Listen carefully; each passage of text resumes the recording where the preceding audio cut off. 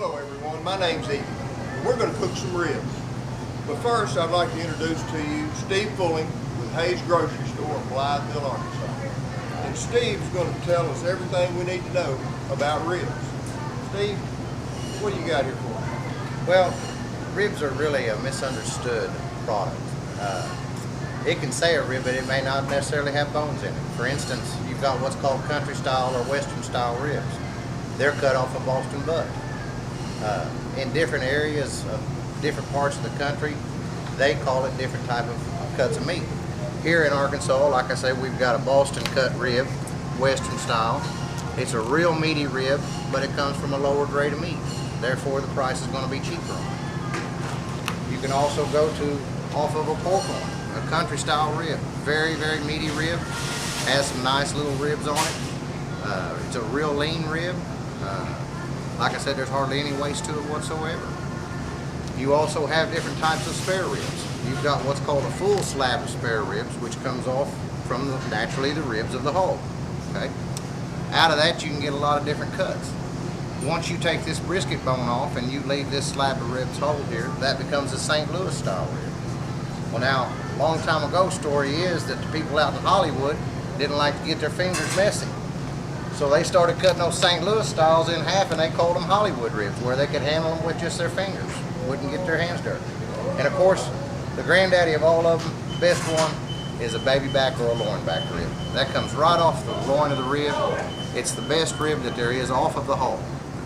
Most of your restaurants, EB, have went to the loin back rib, baby back rib, because the cost has become so, how should I say, affordable for them to use. Right. Most of your, I'm sure that's what you use mostly. That's what most people do use. That's really it as far as pork ribs go. You also have, of course, in other parts of the country, they like beef ribs. It's a beef spare rib is what it is. It takes a little bit longer to cook and a little bit slower to cook. But Evie, that's just about, like I say, about the extent of the ribs that we use in this part of the country. Well, that's great, Steve. Now, when you have your choice, do you like pork ribs or beef ribs better? Personally, I like a beef rib. The flavor of them is excellent.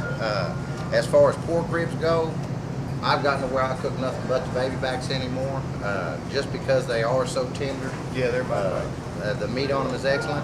A spare rib, if it's done right, is about as good as anything. But overall, 3-to-1, I'd take baby back over any other rib that there is, as far as the pork goes. Yeah. And you said you mainly use baby backs in all your cooking? Yeah. You've got different sizes of baby backs.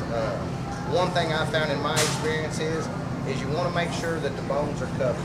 And when I say covered, that there's no, that there is meat covering the bones, that the bone is not exposed. Because if the bone is exposed, it dries it out. Okay, now does that go for the beef ribs and the pork ribs in all styles? Yes, it does. Yes, make sure the meat is covering the bones. Yes, make sure that the meat's covering the bones. That way, the moisture does not escape the bones and it does not dry out the meat as quickly. All right. Well, there you have it, folks. Everything we ever wanted to know about ribs. Thank you so much, Steve. We appreciate your time. You're welcome. Thank you, E.B. Anytime. All right, great. Hello, everyone. My name's Evie, and we're in the kitchen. We just got back from Hayes Grocery Store. It's late in the afternoon.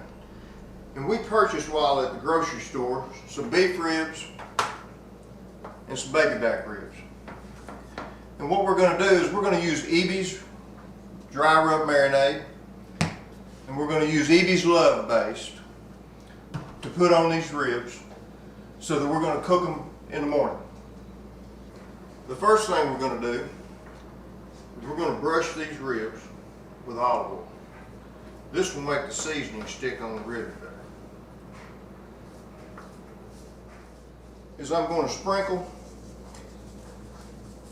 my rub on our ribs. These are the beef ribs.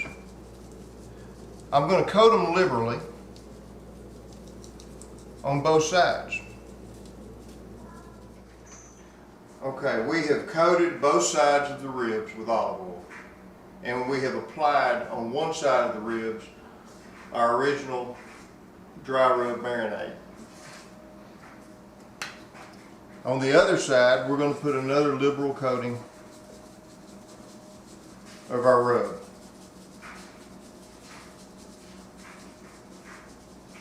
after we've applied the rub, we're going to take our love baste, and on the corner of these containers, we're going to cover the ribs.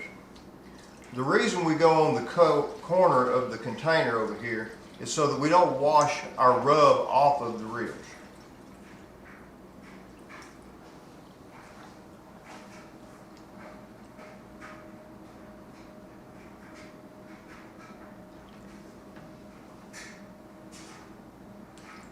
You want it to rise slowly so that it just covers the ribs and doesn't wash the seasoning that we've already put on there off of them. Then we will cover the ribs and refrigerate overnight, get our fire going really good in the morning, and put the ribs on.